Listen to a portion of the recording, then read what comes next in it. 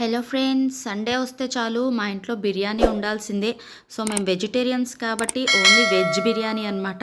So అన్ని కూరగాయలు వేసి నేను చేసుకునే స్టైల్ మీకు చూపిద్దామని ఇవాళ వీడియో తీస్తున్నాను. Hello friends, welcome back to my channel Mouni ముచ్చట్లు.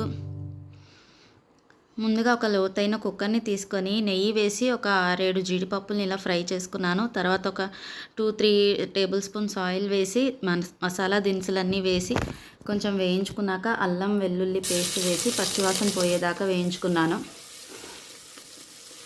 పచ్చివాసన పోయాక సన్నగా తరిగి పెట్టుకున్న ఉల్లిపాయ ముక్కలు, పచ్చిమిరపకాయ ముక్కలు వేసి ఉల్లిపాయ ముక్కలు గోల్డెన్ కలర్ వచ్చేదాకా ఫ్రై చేసుకున్నాను. సో ఉల్లిపాయ ముక్కలు వేగాక ఒక తరిగిన టమాటా వేసుకొని దాన్ని కూడా మగ్గించుకున్నాను.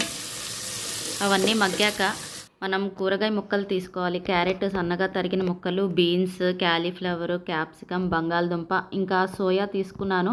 వేడి వాటర్లో నానబెట్టి ఉంచిన సోయా తీసుకున్నాను. వీటన్నిటిని ఒకదాని తర్వాత ఒకటి వేసి చిటికెడు పసుపు, సరిపడా ఉప్పు వేసి ఒక 5-6 నిమిషాలు వేయించుకోవాలి. మూత పెట్టి మగ్గనివ్వాలన్నమాట. సో అప్పుడు బంగాళదుంపలు అవన్నీ ఫాస్ట్గా ఉడుకుతాయి. సో 5 నిమిషాల తర్వాత మూత తెరిచి చూస్తే చూడండి, ఆల్మోస్ట్ ఒక 60% దాకా కుక్ అయిపోయి ఉంటాయి. తర్వాత సన్నగా తరిగి పెట్టుకున్న కొత్తిమీర, పుదీనా వేసి వేయించుకోవాలన్నమాట. ఒక స్పూను ధనియాల పొడి, ఒక స్పూను జీలకర్ర పొడి, ఒక స్పూను గరం మసాలా, ఒక స్పూను బిర్యానీ మసాలా అండ్ మీకు కారానికి సరిపడా కారం వేసుకొని 2 నిమిషాలు ఫ్రై చేయాలి. తర్వాత చిక్కగా ఉన్న పెరుగుని వేసి మూత పెట్టి ఆయిల్ పైకి తేలేదాకా వేయించుకోవాలన్నమాట.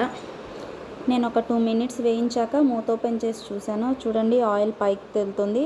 చాలు ఈ మాత్రం వేగితే ఇప్పుడు నేను బాస్మతి రైస్ని ఒక అరగంట ముందు నానబెట్టుకొని ఉంచుకున్నాను అనమాట. సో ఆ బాస్మతి రైస్ని దీంట్లో వేసేసి ఒక 2 మినిట్స్ బాగా కలిపాను.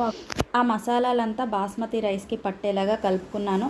నేను 1.5 గ్లాస్ రైస్ తీసుకున్నాను. దానికి కాగా ఒక 3 గ్లాసులు వాటర్ పోసుకున్నాను అనమాట.